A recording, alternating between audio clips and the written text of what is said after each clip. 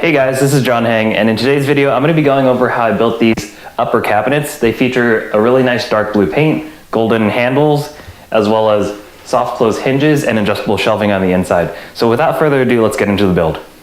So from a previous video, I had 2 pieces of leftover plywood, and this is how I split it up so I could get the most efficient cuts out of it. I normally don't map out my cuts like this, but this was just easier and less hassle than going back to the store and getting more.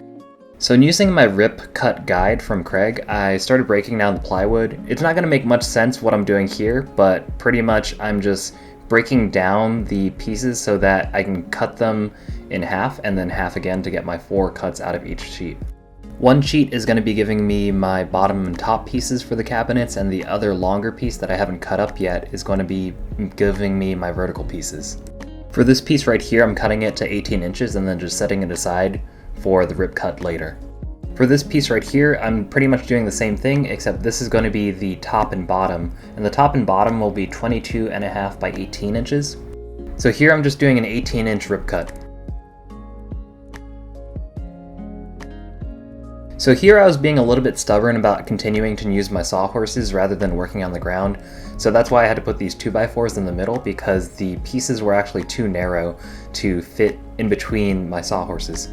So here I'm just cross-cutting them to height. So for the side pieces I'm cutting them to 27.5, and for the tops and bottoms I'm cutting them to 22.5. I did this cut one more time on the other piece. So for this longer, bigger piece, it wasn't really going to work on the sawhorses, so I just brought it to the ground, set it on some 2x4s, and cut it with my AccuCut there. Normally for cross cuts like this I'd use blue painter's tape to minimize splintering and tear out, but using the AccuCut by itself and just going really slowly and carefully actually worked out decently well. So for this next cut, I used some of the offcuts from the long sheet of plywood to make the braces that will go on the back of the boxes. So if that's not making sense, I'm going to be using a French cleat to hang this onto the wall. That should make it really easy for me, and also these backer pieces add some rigidity to the box. For the bottom piece, I'm cutting it to 3 inches, and for the top piece, I'm cutting it to 6 inches. It doesn't look like that in the diagram, and that's because for the top piece, I'm actually cutting it in half at a 45 degree to make that French cleat. Here I'm just cutting those back pieces to the interior width of the box, which is 22.5. Then I went back over to my table saw, set it to about 45 degrees. It doesn't have to be perfect, and then just try to set this up as carefully as possible. Because for a 45 degree cut, you're going to be having a lot of the blade exposed, and just be very mindful of where your hands and where the wood is going to be going after the cut is done. I did this cut one more time on the piece that you see to the left, and this is what everything looked like after it was done. I also made sure to mark what sides were going to be going on the inside of the box and what sides were going to be going onto the wall. The next step was to cut a 1/4 inch groove into the top and side pieces so that I could fit a 1/4 inch sheet of plywood into the back. This will keep people from seeing the wall as well as those back braces, and because it's hiding those back braces, I have to offset them by 3/4 of an inch to account for those back braces being 3/4 of an inch thickness. Then I went over to my router table and attached a 1/4 inch router bit. I just lined it up by eye, but if anything, you want the thickness on the back side of it to be a little bit thicker so you can account for that back piece. So for the side pieces of this cabinet, you actually don't want the entire groove to be going through the entire board, which is why I set up the stop block as well as that stop block for that clamp right there. The height of my cabinet is 27.5, and you can see that I've measured 26.5 there. I'm not cutting the groove all the way through so that the groove doesn't show on the outside of the cabinet. This is only for the side pieces though. The top and bottoms are going to be sandwiched in between the sides, so I drilled that all the way through. Next up was to drill shelf pins so that I can add adjustable shelving to the cabinets. I'm using this Craig shelf pin jig, and this is pretty much how it looks like.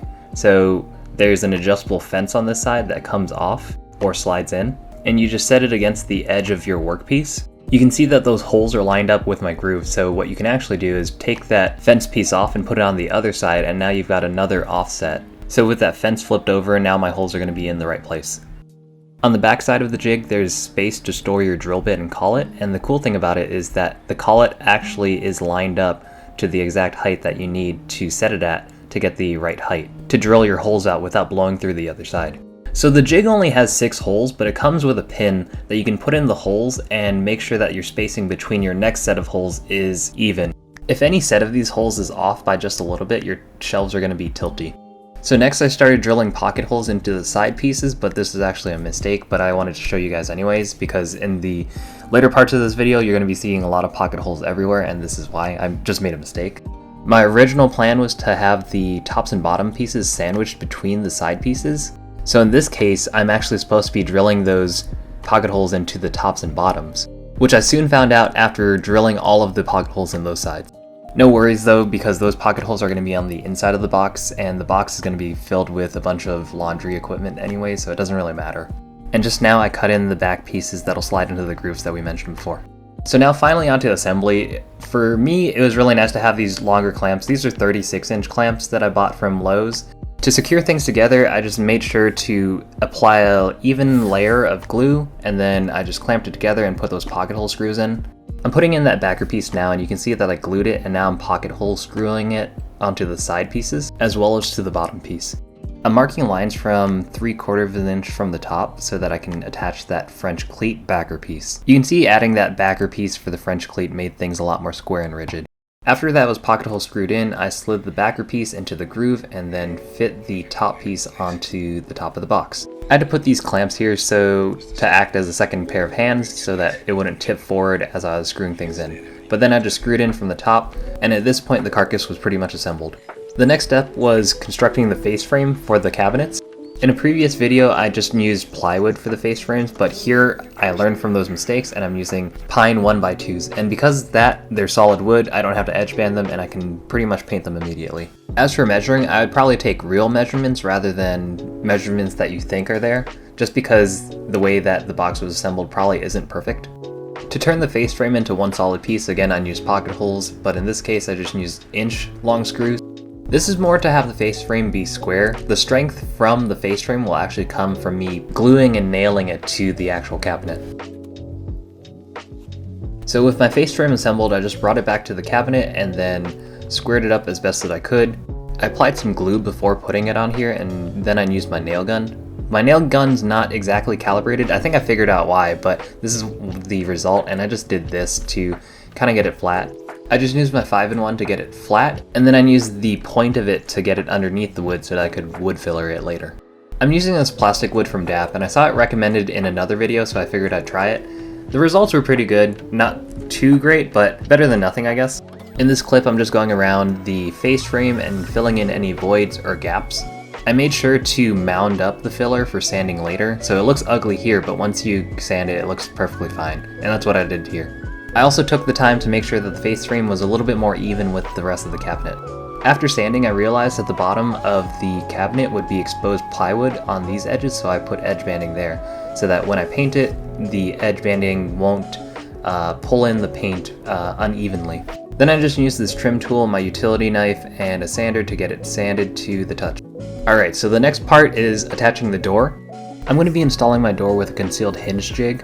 It has a number of stops that will give you even spacing when you install and drill the hole for your hinges. You can adjust how far it is from the tops or sides, but I would suggest just doing a test piece like this and making sure that your hinge fits in there. So I cut the doors off screen, but my doors are going to be an inch bigger than the opening of the cabinet because I'm using 1/2-inch overlap hinges. Since I did the hole earlier on a scrap piece, I know that my adjustments are correct, so I feel pretty confident about screwing in these holes. I'll leave a link in the description to both this jig and the hinges that I used, just so that you guys have something to work off of. After drilling the holes for the hinge and the screws that attach it, I just got my ruler and just made sure that the hinge was square. I did this very lightly. I didn't torque it down all the way until I knew that it was square, and also you don't really want to torque these down too tightly. They're very short screws. So I repeated all these steps for the other side. That was the bottom of the door, and then just got to attaching them to the actual cabinet. You can see that I'm using some scrap wood at the bottom to hold up the cabinet while I'm drilling holes in, and that's just to make sure that the spacing is correct vertically. It also doesn't have to be perfect because the hinges have a little bit of adjustability built into them. And so that was one door. You can see it soft closing right there. So the next part is to install hardware, and I learned from my last project that you want to install hardware before painting so that you don't scuff it up while you're drilling the holes for that. I didn't know how far in the handles are supposed to be, so I just went to my kitchen and saw that they're 1.5 inches there. So then I just brought that measurement over to my door and used my cabinet hardware template.